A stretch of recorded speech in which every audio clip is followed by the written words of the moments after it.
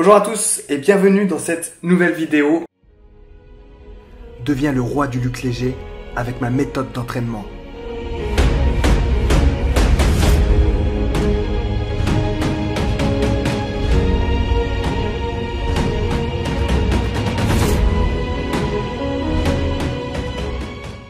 On m'a posé une question sur Instagram.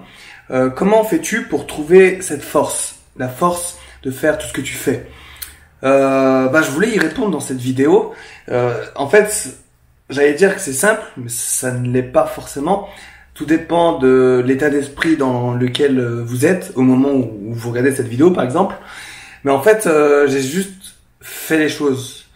Et ce qui est important dans tout mon parcours, en fait, depuis que je suis adolescent, depuis que j'ai 16 ans, jusqu'à aujourd'hui, j'ai 31 ans, c'est que j'ai fait des choses, certes, mais je suis parti de zéro, en fait.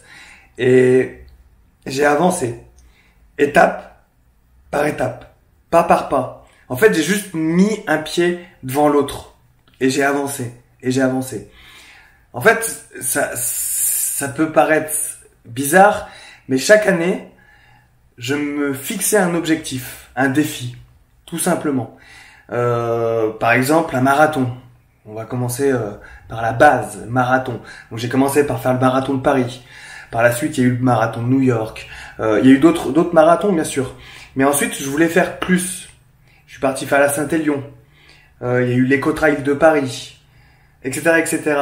Et en fait, de ce fait, en avançant comme ça, je faisais des défis de plus en plus grands et de plus en plus difficiles, on va dire. Ouais, difficile, c'est le bon mot.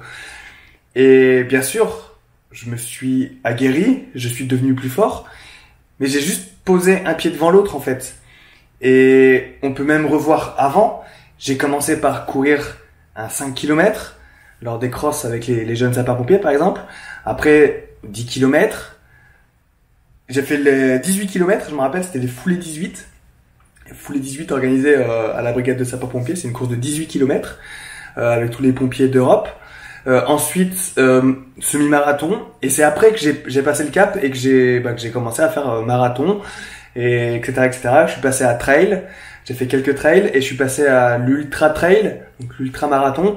Donc je suis passé à des distances de 160 jusqu'à 180 km. Et je suis parti de zéro à la base, en fait. Zéro. Je suis parti du départ, et c'est comme ça que j'ai fait, mais dans tous les domaines de ma vie. C'est partir de zéro. Quand j'ai commencé à voyager, je suis allé en Thaïlande la première fois et j'y suis retourné et j'ai aimé et j'ai kiffé grave. Et un jour, j'ai pris mon sac à dos puis je suis parti faire le tour du monde parce que j'en voulais plus, parce que je voulais voir le monde tout simplement. Bien sûr, ça s'est pas fait du jour au lendemain. Ça a été un déclic, mais il a fallu prendre sur moi, il a fallu que je m'organise, il a fallu que je le fasse, quoi, parce que c'était plus fort que moi. Quand j'ai commencé les pompiers, c'était exactement pareil.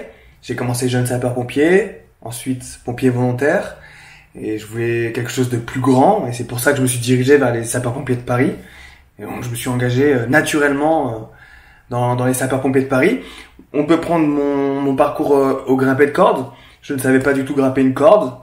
J'ai quand même été recruté. Après, j'ai continué l'entraînement. L'objectif, c'était de devenir meilleur, mais pas meilleur que les autres, hein. C'était uniquement meilleur que moi-même. Et comme je suis devenu meilleur que moi-même, j'arrivais à en battre certains. Et de ce fait, ça m'a donné confiance en moi et j'ai continué à m'entraîner. Après, oui, j'avais l'objectif de devenir meilleur et je suis devenu champion de France de grimpé de corde. J'ai aussi fait une autre compétition de grimpé de corde, ça s'appelait le rope climbing. J'ai un très bon accent anglais. Ça consistait à grimper 10, 15 ou 20 mètres de corde. Sur les 15 mètres, j'ai terminé deuxième. À l'époque, j'avais 17 ans et en face de moi, il y avait que des pompiers professionnels. Donc c'était vraiment un gros challenge pour moi. Je suis quand même arrivé deuxième à une seconde du premier. Donc c'était vraiment pour moi une très très grosse victoire. Et quelques années avant, je savais pas grimper une corde. Donc je partais de zéro, je partais de la base. J'étais rien en fait. j'étais pas reconnu dans le milieu des grimpés de cordes. Et ça a payé, en fait, au final, parce que, bah, à force de, comme je dis, mettre un pied devant l'autre, bon, bah là, on va pas être brassé, grimper de cordes, bah, à force de grimper des cordes, ben, je devenais meilleur, bien sûr que moi-même. Chaque entraînement me poussait à devenir meilleur que moi-même, mais après, je devenais meilleur que les autres. Et c'est tout ça, enfin, moi, je trouve ça simple maintenant avec du recul, parce que si on part de cet état d'esprit, l'état d'esprit de se dire je veux devenir le meilleur, mais pas le meilleur que les autres, le meilleur que moi-même, c'est déjà un bon départ. Et de toute façon, il faut toujours commencer quelque part. Peu importe les projets que vous entreprenez, peu importe les rêves que vous avez, il faut commencer quelque part. Donc autant commencer avec ce qu'on a. Et ce qu'on a, c'est quoi? Bah, c'est notre corps, en fait. Notre esprit aussi, parce que l'esprit est très important dans l'histoire. Il faut le préparer. Il faut se préparer à tout, se préparer à chuter, aux échecs, se préparer à la solitude, peut-être, à des moments difficiles, à faire des choix de vie qui sont peut-être pas forcément faciles, mais qu'importe. Si vous prenez sur vous, bah, vous avancerez vers votre succès, en fait. Et moi, c'est comme ça que j'ai procédé tout au long de ma vie. Après, plus tard, bah, il y a eu les ultra trails, donc là aussi, c'était un autre challenge. Il faut aller poser un pied devant l'autre, certes, mais il faut aller en faire beaucoup pour arriver à l'arrivée. Et ça n'a pas été facile. J'ai pris des sacrés gifles durant ma préparation, parce qu'il fallait que je me prépare beaucoup. Très grosse préparation, donc du coup beaucoup de sacrifices, mais je voulais y arriver, je voulais le faire. C'était des défis que je voulais absolument plus que tout faire. C'était ma priorité numéro 1 et je partais de zéro. Il y a quelques années auparavant, j'étais incapable de courir plus de 5 km. Et au final, bah, je me suis entraîné, et puis quand est arrivé le jour du départ, j'étais en stress forcément, par exemple sur la Diagonale des Fous. Traverser l'île de la Réunion avec 170 km et à peu près 9000 mètres de dénivelé positif, et ben j'étais pas serein, quoi. J'étais pas serein parce que je repensais au Vincent que j'étais quelques années auparavant. Bah j'étais zéro, j'étais rien, j'étais personne, et ce qui était le plus dur, c'est que personne croyait en moi, donc c'est encore plus difficile. Mais j'ai réussi quand même à m'isoler et à m'entraîner et à me faire croire à moi que j'en étais capable. Ok, je me suis menti, parce qu'à l'époque où je me suis dit ça, j'étais incapable. Mais je me sentais capable de me préparer suffisamment pour y arriver. Je ne visais pas l'excellence, je voulais pas devenir premier, ou je voulais pas faire un temps de dingue, je voulais juste participer et finir. Décrocher la médaille du finisher et c'était très respectable et c'est ce que je voulais, en fait. Bah j'y suis arrivé parce que dans ma tête je m'y étais préparé, bien sûr partir de zéro, mais toujours se dire je peux le faire et avoir confiance, en fait.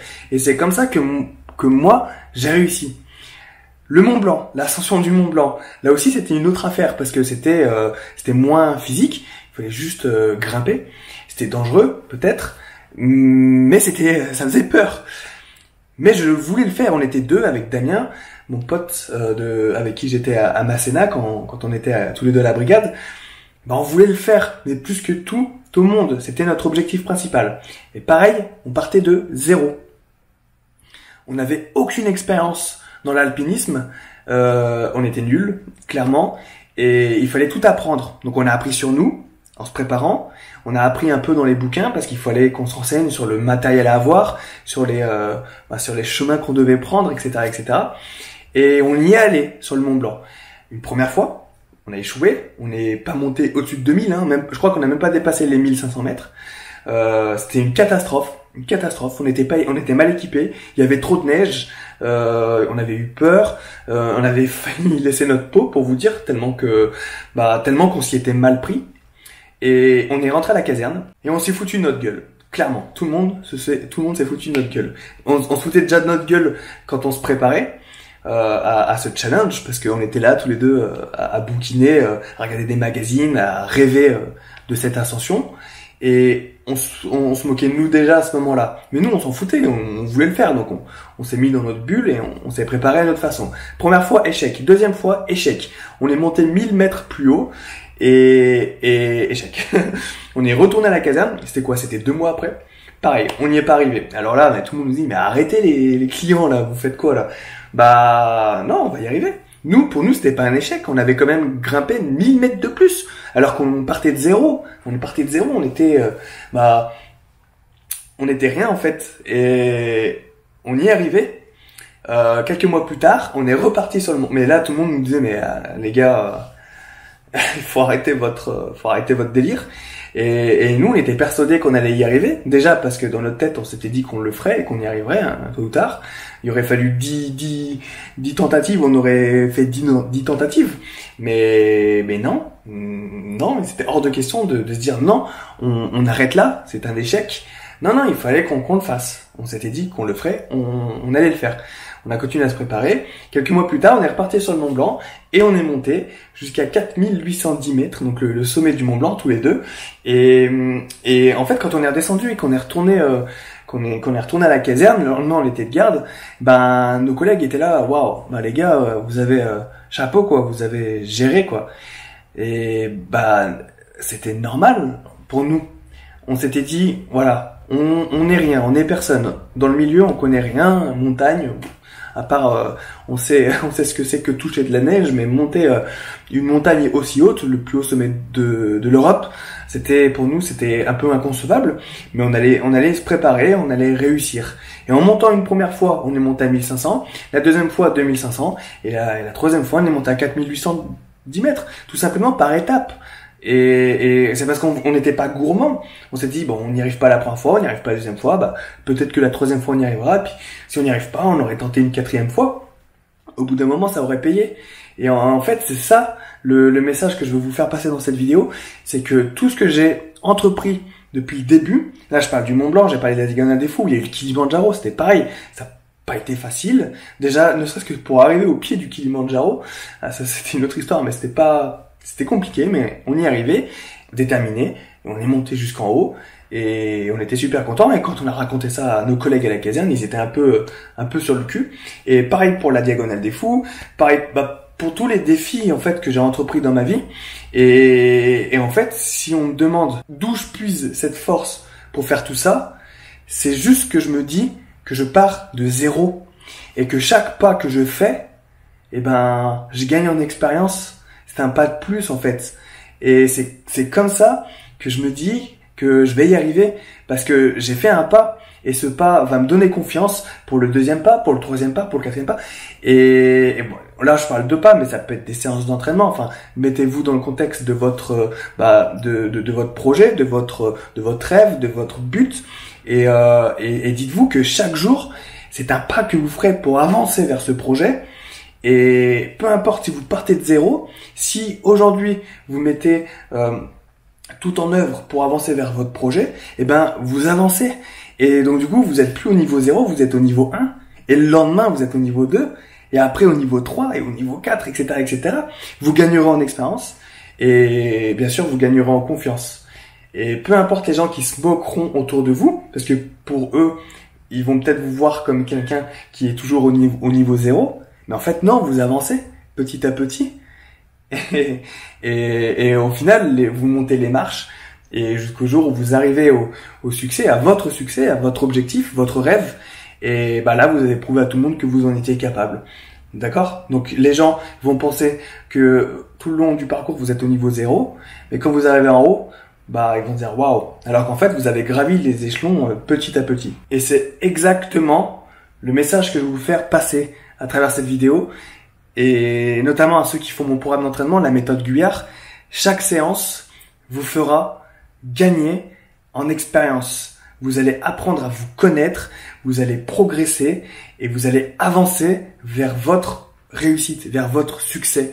D'accord? Donc il ne faut jamais abandonner une seule séance. C'est très important. Quand je me préparais pour la Diagonale des Fous, je n'abandonnais aucune séance. J'allais tout le temps m'entraîner. Parfois il pleuvait dehors, je mettais mes chaussures et j'allais courir. Je n'avais pas le choix. Et vous devez vous dire que vous n'avez pas le choix. Si vous voulez réussir dans vos projets, vous n'avez pas le choix. Pas d'alternative. Il n'y a pas de raccourci. Il n'y a pas de roue de secours. Il y a juste vous, vos chaussures, votre tenue de sport, et votre rêve en face de vous, vos projets, d'accord? Et vous foncez. Et peu importe ce que les gens diront autour de vous, vous en fichez, d'accord? Même si vous partez de zéro, vous avancez. Vous verrez, on monte les marches. Et ce qui est marrant en fait à chaque fois, c'est que on s'en rend pas compte, mais quand on monte ces marches, eh ben on n'aperçoit jamais le sommet. Moi, quand j'ai fait la diagonale des fous, peut-être 5 km avant l'arrivée, je me suis dit ah, j'arrive enfin. J'ai jamais vu avant le sommet, en fait, j'ai jamais vu l'arrivée dans ma tête. J'avançais, et puis au bout d'un moment, ah, au final, j'y suis arrivé. Pareil pour le Mont Blanc. J'ai réalisé que j'étais sur le sommet du Mont Blanc. Bah, une fois que j'étais sur le sommet du Mont Blanc, donc ne vous en faites pas si vous voyez pas l'objectif. Il sera peut-être toujours couvert de nuages, c'est pas un souci, tant que vous avancez. Voilà. Et voilà, c'était ça. Donc pour répondre à la question qu'on m'avait posée, où trouves-tu cette force pour faire tout ce que je fais, c'est juste que je me dis que je pars de zéro dans tout ce que j'entreprends. Là, je suis en train d'écrire un livre. C'est un nouveau challenge pour moi. Je me dépasse vraiment parce que je doute beaucoup, parce que je vous rappelle, j'ai pas de niveau d'études, j'ai pas de brevet, j'ai aucun diplôme. Je suis en train de me lancer dans l'écriture d'un livre. Je suis à peu près à, je sais plus, 180 000 mots, 170 000 mots, je sais plus, mais j'ai écrit un pavé qu'il faut que je corrige, qu'il faut que je mette c'est des mises en page, tout ça. C'est un monde que je ne connais pas du tout. C'est un nouveau challenge pour moi et je pars de zéro. Et c'est très challengeant. C'est un challenge et j'y crois, tout simplement. J'y crois et puis on verra, tout simplement, on verra. Et quoi qu'il arrive, j'avance. Chaque jour, j'avance parce que je veux réaliser ce projet. Et c'est ce qu'il faut que vous vous disiez dans votre esprit. C'est un état d'esprit qu'il faut avoir. Vous êtes au niveau 0. Et demain, on fait en sorte de passer au niveau 1. Puis j'espère que moi, je passerai au niveau 1 dans ce domaine-là. En tout cas, voilà pour cette vidéo. J'espère qu'elle vous a plu, qu'elle vous a motivé. C'est très important, notamment pour ceux qui font mon programme d'entraînement, la méthode Guyard. Vous êtes de plus en plus nombreux et je veux que vous compreniez cet état d'esprit parce que c'est bien beau de faire un programme d'entraînement, d'aller faire ses séances, c'est bien beau, mais il faut un état d'esprit. Si vous voulez réussir dans tous les domaines que vous entreprenez, il faut avoir l'état d'esprit. Voilà, faire des burpees, faire des allers-retours, faire des tractions, faire des grosses séances de sport, c'est beau et c'est bien, mais il en faut plus pour réussir. Et j'ai confiance en vous parce que je vous ai eu au téléphone et vous êtes tous déterminés. Mais voilà, continuez comme ça, donnez tout ce que vous avez et voilà, ça va payer. Le travail paie, il a payé pour moi et je suis sûr qu'il paiera pour vous. Merci en tout cas d'avoir regardé cette vidéo les amis. N'hésitez pas à lâcher le pouce bleu si elle vous a plu et à la partager à vos amis. Vous pouvez également vous abonner à ma chaîne YouTube. Et si vous voulez commencer mon programme d'entraînement, n'hésitez surtout pas à cliquer sur le lien qui est juste en dessous de moi. Et puis on se retrouve demain pour la prochaine vidéo les amis. Rompez, que Sainte Barbe vous protège et à demain les amis. Ciao.